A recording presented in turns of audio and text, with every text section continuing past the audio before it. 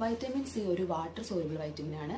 ഇത് നമ്മുടെ ശരീരത്തിൽ സ്റ്റോർ ചെയ്യുകയോ പ്രൊഡ്യൂസ് ചെയ്യുകയോ ചെയ്യുന്നില്ല. നമ്മൾ കഴിക്കുന്ന ഭക്ഷണത്തിൽ വൈറ്റമിൻ സി കണ്ടന്റ് അടങ്ങിയ ഭക്ഷണങ്ങൾ ഉൾപ്പെടുത്തുന്നത് വഴിയാണ് നമ്മുടെ ശരീരത്തിന് ആവശ്യമായ വൈറ്റമിൻ സി ലഭിക്കുന്നത്. എന്തെല്ലാമാണ് വൈറ്റമിൻ സിയുടെ ഗുണങ്ങൾ എന്ന് നോക്കാം. ഇതൊരു നല്ല ആന്റി ഓക്സിഡന്റ് ആണ്. നമ്മുടെ സെല്ലിനുണ്ടാവുന്ന ഡാമേജുകൾ പ്രിവെന്റ് ചെയ്യാൻ ഹെൽപ്പ് ചെയ്യുന്നു. അതോടൊപ്പം തന്നെ കൊളാജൻ പ്രൊഡക്ഷന് ഹെൽപ്പ് ചെയ്യുന്നുണ്ട്.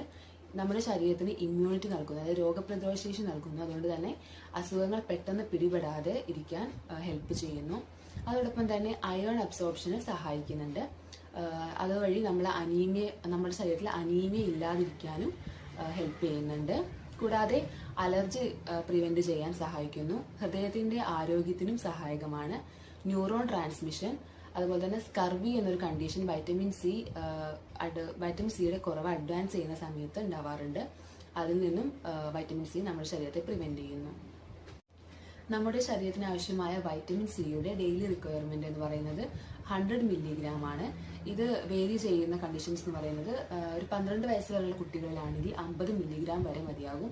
അതുപോലെ തന്നെ 12ന് മുകളിൽ ഉള്ള ആൾക്കാരാണെങ്കിൽ ഒരു 75 മുതൽ 90 മില്ലിഗ്രാം വരെയും, പ്രഗ്നന്റ് ലേഡീസിൽ അല്ലെങ്കിൽ ബ്രസ്റ്റ് ഫീഡ് ചെയ്യുന്നവരിൽ ഇതൊരു 120 മില്ലിഗ്രാം വരെയും വേണ്ടി. വൈറ്റമിൻ സി കുറഞ്ഞാൽ നമ്മുടെ ശരീരത്തിൽ എന്തെല്ലാം ലക്ഷണങ്ങളാണ് ഉണ്ടാകുന്നതെന്ന് നോക്കാം. കാരണമില്ലാതെ ഉണ്ടാകുന്ന ക്ഷീണം, മുറിവ് ഉണ്ടായിക്കഴിഞ്ഞാൽ അത് ഹീൽ ചെയ്യാൻ സമയമെടുക്കുക, രോഗപ്രതിരോധ ശേഷി കുറയുന്നത് കാരണം പെട്ടെന്ന് തന്നെ അസുഖങ്ങൾ വരിക, നമ്മുടെ സ്കിന്നിൽ ഉണ്ടാകുന്ന ചേഞ്ചസ്, അതായത് കട്ടിയുള്ള സ്കിന്ന് അല്ലെങ്കിൽ സ്കിന്ന് ഡ്രൈ ആകുക, മുടിയിൽ സ്പ്ലിറ്റൻസ് ഉണ്ടാകുന്നത്, അയൺ ഡെഫിഷ്യൻസി അനീമിയ ഉണ്ടാകുന്നത്. അതായത് vitamin C iron absorption help ചെയ്യുന്നുണ്ട്. അതുകൊണ്ട് തന്നെ വൈറ്റമിൻ സിയുടെ കുറവുണ്ട് പലരിലും അനീമിയ ഉണ്ടാവാറുണ്ട്. നഖം പെട്ടെന്ന് പൊട്ടിപ്പോവുക. ഇതോടൊപ്പം തന്നെ വൈറ്റമിൻ സിയുടെ ഡെഫിഷ്യൻസി വളരെയധികം കാലം നീണ്ടു നിൽക്കുകയാണെങ്കിൽ സ്കർവി എന്ന് പറയുന്ന ഒരു കണ്ടീഷൻ ഉണ്ടാവാറുണ്ട്. അതായത് മോണയിൽ നിന്നും ബ്ലീഡിംഗ് ഉണ്ടാകുന്ന ഒരവസ്ഥയാണിത്. അതോടൊപ്പം തന്നെ പല്ല് ലൂസായിരിക്കുന്ന ഒരവസ്ഥയും ചില ആളുകൾ കണ്ടുവരാറുണ്ട്. എന്തെല്ലാം ഭക്ഷണങ്ങൾ കഴിച്ചാലാണ് നമ്മുടെ ശരീരത്തിന് ആവശ്യമായ വൈറ്റമിൻ സി ലഭിക്കുന്നതെന്ന് നോക്കാം. പ്രധാനമായും സിട്രസ് ഫ്രൂട്ടിലാണ് വൈറ്റമിൻ സി അടങ്ങിയിരിക്കുന്നത്. അതായത് ഓറഞ്ച്, നാരങ്ങ, നെല്ലിക്ക എന്നിവ വൈറ്റമിൻ സിയുടെ നല്ലൊരു സോഴ്സാണ്. അതോടൊപ്പം തന്നെ പേരയ്ക്ക, kiwi fruit, strawberry, pineapple, passion fruit തുടങ്ങിയ ഫ്രൂട്ട്സിലും ഇതടങ്ങിയിട്ടുണ്ട്. വെജിറ്റബിൾസിൽ കൂടുതലായിട്ടും ബ്രൊക്കോളിയിലാണ് വൈറ്റമിൻ സി കണ്ടന്റ് കൂടുതലുള്ളത്. അതോടൊപ്പം തന്നെ ക്യാപ്സിക്കം, തക്കാളി എന്നിവയിലും വൈറ്റമിൻ സി അടങ്ങിയിരിക്കുന്നുണ്ട്. ഇത്തരത്തിലുള്ള ഭക്ഷണങ്ങൾ നമ്മുടെ ഡയറ്റിൽ സ്ഥിരമായി ഉൾപ്പെടുത്തുന്നത് വഴി നമ്മുടെ ശരീരത്തിന് ആവശ്യമായ വൈറ്റമിൻ സി നമുക്ക് ലഭിക്കുന്നതാണ്.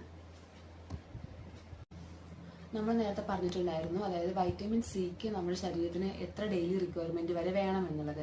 ഇതിൽ കൂടുതലാവുകയാണെങ്കിൽ, അതായത് ഒരു 1000 മില്ലിഗ്രാമിന് മുകളിൽ ഡെയിലി റിക്വയർമെന്റ് വരികയാണെങ്കിൽ നമ്മുടെ ശരീരത്തിൽ അതിന്റെ ഓവർഡോസ് കാരണം പലതരത്തിലുള്ള ലക്ഷണങ്ങൾ ഉണ്ടാവാറുണ്ട്. അവ എന്തൊക്കെയാണെന്ന് നോക്കാം. പ്രധാനമായും അസിഡിറ്റി, അതോടൊപ്പം ചില ആൾക്കാർക്ക് വയറിളക്കം, വോമിറ്റിങ്, മസിൽ ക്രാംസ് കാണപ്പെടാറുണ്ട്. അതുപോലെ തന്നെ നേരത്തെ പറഞ്ഞ പോലെ അയൺ അബ്സോർപ്ഷൻ ഹെൽപ്പ് ചെയ്യുന്നത് വൈറ്റമിൻ സി ആണ്.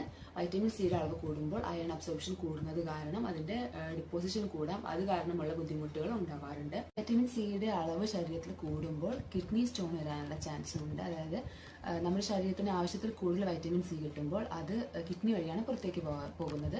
അത് ഓക്സലേറ്റ് ഫോം ആയിട്ടാണ് പുറത്തേക്ക് പോവുക. ഇത് കിഡ്നി സ്റ്റോൺ ഉണ്ടാവാനുള്ള കാരണമായിട്ട് മാറുന്നു.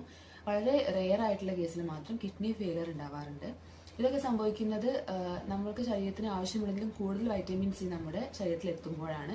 നമ്മൾ സാധാരണ കഴിക്കുന്ന ഡയറ്റിൽ ഈ പറഞ്ഞ സിട്രസ് ഫ്രൂട്ടും അതുപോലുള്ള നേരത്തെ പറഞ്ഞ മറ്റുള്ള വൈറ്റമിൻ സിയുടെ സോഴ്സസ് ഭക്ഷണത്തിൽ ഉൾപ്പെടുത്തുന്നത് വഴി, നോർമലായിട്ട് കഴിക്കുന്നത് വഴി ഇത്തരത്തിലുള്ള പ്രശ്നങ്ങളൊന്നും തന്നെ ഉണ്ടാവാറില്ല. പക്ഷേ ഇത് നല്ലതാണെന്ന് കരുതി ഒരു പരിധിയിൽ കൂടുതൽ കഴിക്കുമ്പോഴും, അതുപോലെ തന്നെ വൈറ്റമിൻ സി സപ്ലിമെന്റ്സ് അടങ്ങിയ ടാബ്ലറ്റ്സ് വളരെ കാലം കഴിക്കുകയും ചെയ്യുമ്പോഴാണ് ശരീരത്തിൽ ഇത്തരത്തിലുള്ള ബുദ്ധിമുട്ടുകൾ ഉണ്ടാകുന്നത്. അതുകൊണ്ട് തന്നെ എല്ലാ ദിവസവും ഇത്തരത്തിലുള്ള ഭക്ഷണങ്ങൾ ഡയറ്റിൽ ഉൾപ്പെടുത്തുക, അതും ആവശ്യമുള്ള അളവിൽ മാത്രം കഴിക്കാൻ വേണ്ടി ശ്രദ്ധിക്കുക.